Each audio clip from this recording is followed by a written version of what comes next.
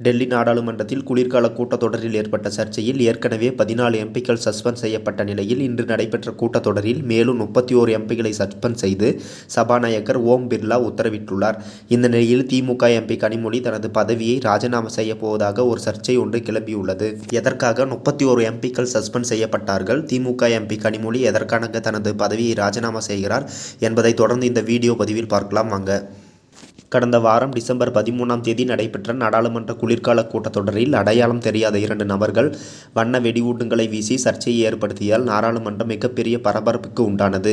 அப்போது எதிர்க்கட்சி எம்பிக்கள் இதற்கு காரணம் ஆளுங்கட்சி தான் என்று முழக்கமிட தொடங்கினர். இதனால் அன்று எதிர்க்கட்சியை சார்ந்த திமுக எம்பி கனிமொழி உட்பட 14 எம்பிக்கள் சஸ்பெண்ட் செய்யப்பட்டார்கள். இதனையடுத்து இன்று நடைபெற்ற குளிர்கால கூட்டத்தொடரிலும் எதிர்க்கட்சி தலைவர்கள் பிரச்சனை செய்ததால் மக்களவையில் இன்று திமுக குழு தலைவர் TR பாலு உட்பட 31 எம்பிக்களை இடைநீக்கம் செய்து மிக பெரும் அதிர்ச்சியை உண்டாக்கியுள்ளார் ஓம் பிர்லா. ஒட்டுமொத்தமாக இதுவரை நடைபெற்ற குளிர்கால கூட்டத்தொடரில் எதிர்க்கட்சியை சேர்ந்த 45 எம்பிக்கள் சஸ்பெண்ட் செய்யப்பட்டுள்ளது. திமுக மற்றும் காங்கிரஸ்களிடையே மிக பெரும் ஒரு அதிர்ச்சியை உண்டாக்கியுள்ளது. நாடாளுமன்ற கூட்டத்தொடர் தொடங்குவதற்கு முன்பே சபாநாயகர் ஓம் பிர்லா நாடாளுமன்றத்திற்கும் மற்றும் நாடாளுமன்ற உறுப்பினர்களுக்கும் பாதுகாப்பு நான்தான் என்றும் அவை நடவடிக்கைகளை முடக்கக்கூடாது என்றும் தொடர் முழக்கத்தில் ஈடுபடக்கூடாது என்றும் எம்பிக்களிடம் கேட்டுக்கொண்டதாக கூறப்படுகிறது. அத்துடன் புதிய நாடாளுமன்ற வளாகத்தில் பதாகைகளை ஏந்தி அவை போராட்டம் நடத்தக்கூடாது என்று ஏற்கனவே ஓம் பிர்லா அறிவுறுத்தியதாக கூறப்படுகிறது. இதனை அனைத்து கட்சிகளும் ஏற்றுக்கொண்ட நிலையில் எதிர்க்கட்சியான திமுக மற்றும் காங்கிரஸ் இதனை பின்பற்றவில்லை என்று கூறப்படுகிறது. இன்று குளிர்கால கூட்டத்தொடர் நடைபெறுவதற்கு முன்பே எதிர்க்கட்சி எம்பிக்களான காங்கிரஸ் மற்றும் திமுக எம்பிக்கள் ஆளுங்கட்சிக்கு எதிராக கோஷங்களை இட தொடங்கியதாக கூறப்படுகிறது. இன்று காலை முதலே எதிர்க்கட்சி தலைவர்கள் முழக்கங்களை தொடர்ந்து கொண்டிருந்தால் மக்களவை முதலில் 12 மணிக்கும் பின்னர் 2 மணிக்கும் பின்னர் 3 மணி என பலமுறை தொடர்ந்து ஒத்திவைக்கப்பட்டதாக கூறப்படுகிறது.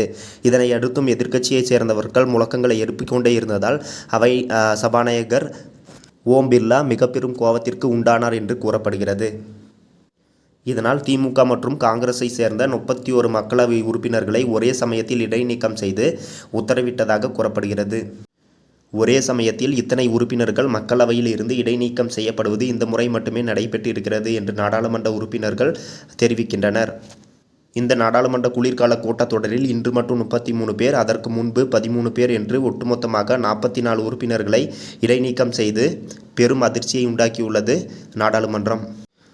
ஆகவே அரசுக்கும் எதிர்க்கட்சிக்கும் இடையே உள்ள மோதல் மேலும் மேலும் வலுத்திருக்கிறது. தமிழகத்தைச் சேர்ந்த பெரும்பாலான உறுப்பினர்கள் இடைநீக்கம் செய்யப்பட்டிருக்கிறார்கள். இந்த நிலையில் திமுக எம்பி கனிமொழி தனது பதவியை ராஜினாமா செய்வதாக ஒரு சர்ச்சை ஒன்று கிளம்பியுள்ளது. திமுக மற்றும் காங்கிரஸை சேர்ந்த முக்கிய எம்பிக்கள் ஒரு ஆலோசனை கூட்டத்தை நடத்தியதாக கூறப்படுகிறது. இந்த ஆலோசனை கூட்டத்தில் முக்கிய முடிவுகளை எடுத்துள்ளதாக கூறப்படுகிறது. இந்த முடிவில் பாஜகவின் சர்வதிகார ஆட்சியை எதிர்க்கும் விதமாக திமுக எம்பி கனிமொழி தனது பதவியை ராஜினாமா செய்வதாக அறிவித்துள்ளார்.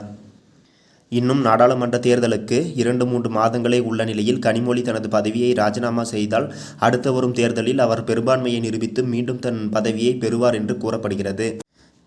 திமுக எம்பி கனிமொழி தனது பதவியை ராஜினாமா செய்வது சரியான முடிவா என்பதை கீழே உள்ள கமெண்ட் செக்ஷனில் கமெண்ட் செய்யுங்கள். மேலும் இதுபோன்ற அரசியல் வீடியோக்களை தொடர்ந்து காண நமது சேனலை சப்ஸ்கிரைப் செய்து கொள்ளுங்கள். நன்றி, வணக்கம்.